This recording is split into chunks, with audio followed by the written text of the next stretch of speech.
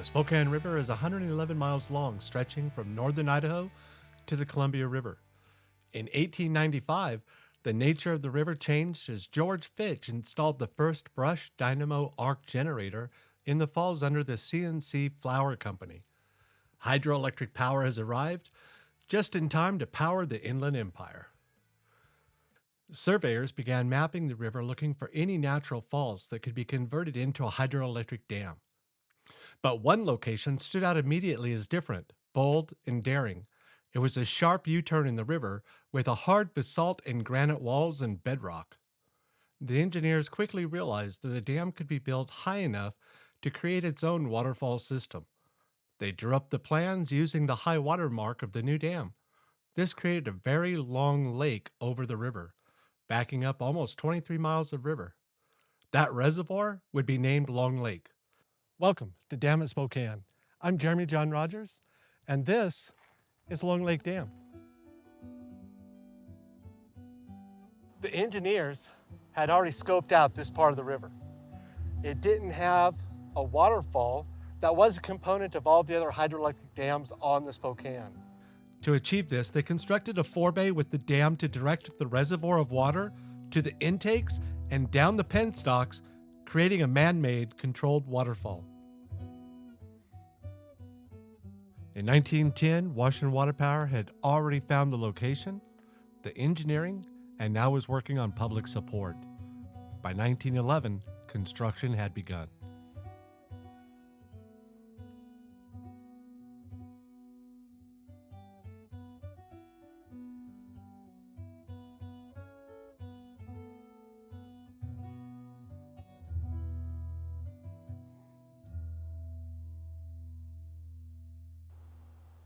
The construction of the dam came in many parts. The first was having the ability to get materials to this site. The Great Northern already had a rail line that ran out of Meade, going through Springdale, going up north to Northport. There were a lot of mines already exploding, and they were transporting people and materials back and forth that line. So Washington Water Power was able to put in a siding from Springdale to Ford. Then the Chemican Company came in and built a line from Ford down to this site. There was two different ways that the material was brought down. The first way it was brought down was by rail. The rail that came down from Ford was built by the Chemican Construction Company. In the 18 months leading up to the construction of the dam, approximately 4.4 million board feet of lumber was cut and removed. They had two different types of rail. One was a normal-sized railroad, but they also had a little saddleback railroad. The little tiny rails went along the base of the river. You can kind of still see it. They were the small rails that you'll see in the pictures that look like they're lifting. On the opposite side, you can still see the service road that's all granite, but just beneath that, there's still some evidence of the old railroad that came down. At the very end, you can still see the footing that the bridge that went across the river used to drop product on this side of the river. Due to unregulated temporary makeshift tracks, the transfer of heavy materials was found to be extremely dangerous, resulting in several accidents. Where you see the granite on the other side, that granite rubble is actually some of the leftover rubble from the dam. It's also where the original construction camp was. But as the railroad moved through, it became too congested, and they moved the workers' camp way up to the top of the peak, way up at what we call the Overlook now. That's where the 400 to 500 men would stay throughout the year. After the installation of the machinery, next came the diversion tunnel, diverting the river between the narrow ridges separating the curves of the river. The tunnel was 300 feet long and 30 by 30 in section. It was capable of carrying the entire river, except during high water. After the tunnel was completed, the coffer dam was built about 25 feet above high water level. The coffer dam was an earthen and rock-filled embankment meant to divert the water away from the worksite. Approximately 40 feet of gravel, debris, and boulders of all sizes were removed, exposing the riverbed to the bedrock. 4 cableways were also installed, spanning the river from the construction camp at the site of the Overlook, some 1,550 feet long, and they could carry about 12 tons of capacity. The construction camp above housed 400 to 500 men in its heyday. Those men would come down to a work site either walking, it's about 1.4 miles, or riding on the train, but some would ride on the gondola that they installed at the top of that point down to the other side of the river. The gondola was installed to haul a lot of rubble and larger materials from up above. But as you can see, a lot of the guys really enjoyed riding it. Because of previous dam failures due to the buoyancy effect, which is when water gets under the dam and lifts it off the foundation, Washington water power math had to be precise. The spillway mathematics is based on physics learned over a long period of time, but newly applied to the hydroelectric dams. This dam can reach a potential maximum height of 231 feet, where the buoyancy effect is calculated to be about 14,414 pounds per square foot on the undersurface of the dam. Washington Water Power used 3 methods to protect this huge dam. They created brick and mortar channels to control water flow under the dam. They also used 2-inch holes drilled through the base of the dam to direct water to the channels. And finally, weight. Lots of weight. This base is 250 feet thick and used about 300,000 cubic yards of concrete. All right, well, here we are at the top of the dam. This is the overlook. This is up where the construction camp was. And if you look over my shoulder right here, you'll be able to see the 8 spillway gates that they installed over the course of 4 years.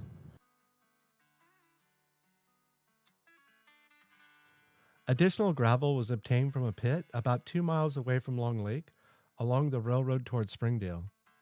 Using a 45-ton steam shovel and a railroad that they electrified all the way to the pit, a large electric locomotive was built and did all the gravel hauling. The sand needed for the cement was also locally obtained from a pit about 500 feet away from the mixing plant.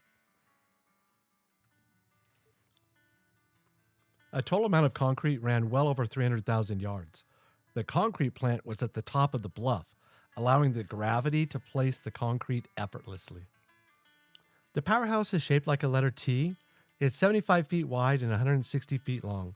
It contains the 4 turbines and generators. The structure used close to 3 million bricks used from a brickyard in Chewelah, which is all locally made. The height of the spillway is 213 feet. At the time, it was the highest in the world. From the spillway, just over off to the side, we can see these white tubes that are going down to the base of the dam. We call those penstocks, but you can think of them as a controlled waterfall. We divert all the water over to the intakes of these penstocks.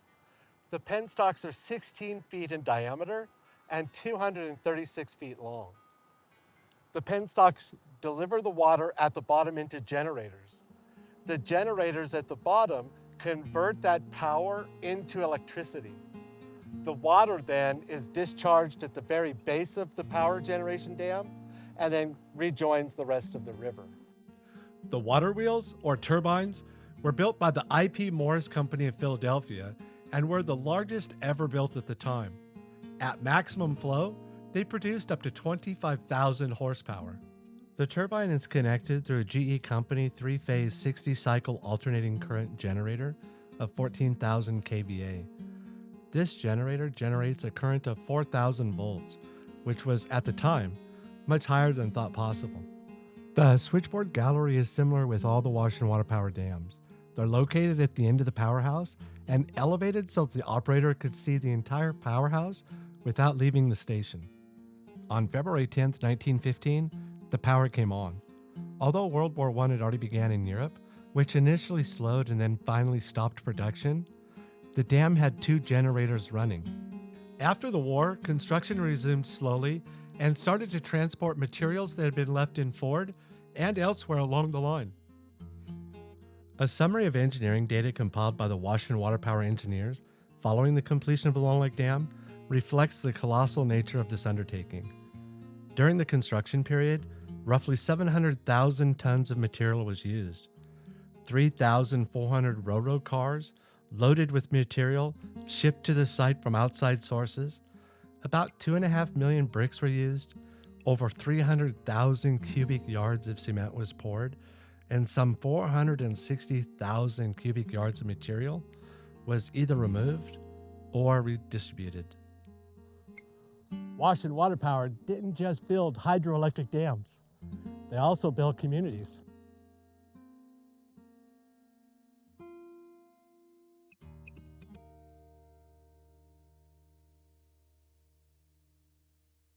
My name is Clay Soliday. We moved to Long Lake Dam in 1959, and I have lived there until I graduated from high school at Riordan High School. I had three brothers, and we did play all the sports, and Riordan was known for years for their basketball, and I was not a part of the state champion basketball. My brothers, between them, I think had 6 championships. And I was part of the football championship my senior year, and my youngest brother, Ron, was also a state champion in football. So football and basketball were big sports. I would consider myself a treasure hunter. I started collecting coins in the 5th grade, and that developed into a pretty good collection at one time, and got to where you couldn't find coins and change anymore that fit your collection. And so I thought, maybe I need to get a metal detector. And so 40-some years ago, I bought my first metal detector and started detecting for coins. And since then, it's not only coins, but I love to find relics that bring back history. Actually cooked right in the side of the hill, or they made it out of mortar and so forth. Yeah, there's a couple dumps where if a guy spent some time, probably find some pretty cool stuff. We had another swimming spot called the Peninsula below Little Falls Dam, and we would go down there, and on that peninsula is where the Indians used to do their fishing. It stuck clear out and made a real narrow area flow for the river. And we used to pick up arrowheads, and that was back when nobody really cared. And we had some really good collections. I don't know what happened to them, but that was, and that was it was completely sand, this peninsula that we would go down to, and we'd spend the day. We'd take a lunch and go down, and it was like going to the lake. And but we were looking for artifacts. One of our boys was down fishing below the dam at Little Falls and hooked a really nice fish and brought it in right to the edge, and it flipped off and got away from him, and he kicked the ground because he was upset and kicked out a really nice spearhead, complete. So you never knew what you might find that from the Indians. And they were there way before we were. Dad was Clarence Soliday, and he went by Solly. That's what everybody knew him as. So Dad, when we moved, was superintendent of Long Lake Dam first, and then they added the Little Falls Dam, which is just 6 miles down the road, as the second dam. And so he was superintendent on both of those for a lot of years. To back up, he started at Cusick at a little power station called Delcana, and that was owned at that time by the Washington Water Power. And he started shoveling snow on the flume that carried the water down to the dam. And then he did that for a winter, and an opening came to run that power station, and he got the job. And that would have been in 1950. And so we were there until 59. And that was 52. And we lived we owned a ranch there close to the dam. And in 50, 52 or 3, that dam was bought out by the PUD, the Public Utility District in that area, and Dad didn't want to work for them, and so they transferred him to Kettle Falls in 1952. When we moved to Long Lake, he was chief operator, and we were there 2 years, and then he took over superintendent of the dam, which oversaw all the operators, and then 2 years later, he took over Little Falls also.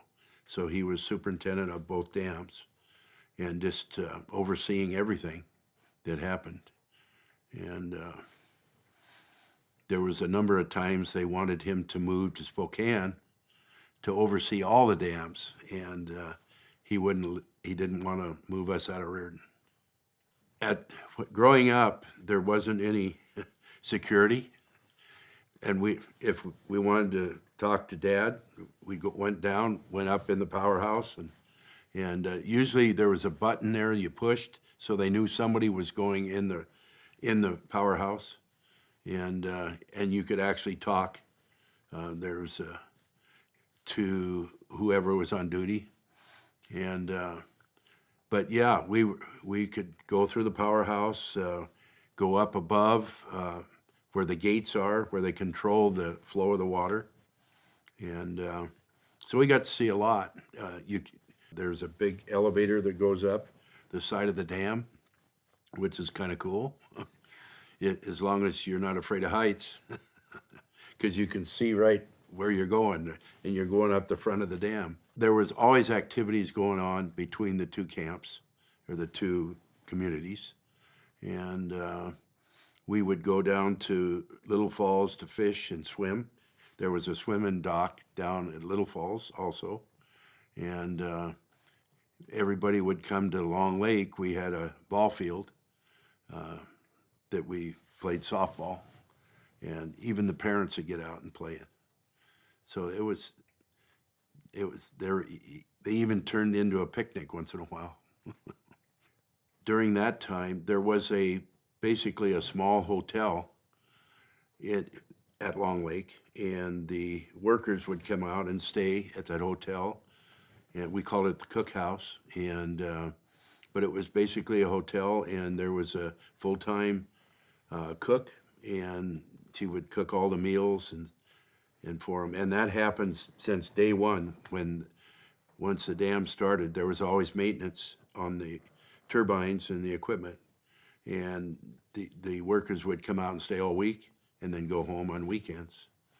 And so we got to know a lot of the engineers and workers that worked on the dam throughout the years. The hotel, the cookhouse, was what it was called, went into the 80s, and I think that's about when they tore it down. We used to hold, we'd have Christmas. Of course, nobody was working Christmas, that time, and so we'd go up there and use the big room and have a family Christmas. And there, you had the whole kitchen, commercial kitchen. So a lot of good times were held there. And community things too, for the whole camp, for everybody that lived at Long Lake. One of the things that I have seen is that the move to make sure the rivers are cleaner, and you want to catch fish there and actually eat them. And there's been a lot of money spent in renewing licenses and upgrading. Long Lake just went through that here about 5 years ago, and I hope it continues. And it's still the cheapest power to manufacture, and so hopefully they'll continue to upgrade and to keep those dams alive, and so that our power source is as economical as possible.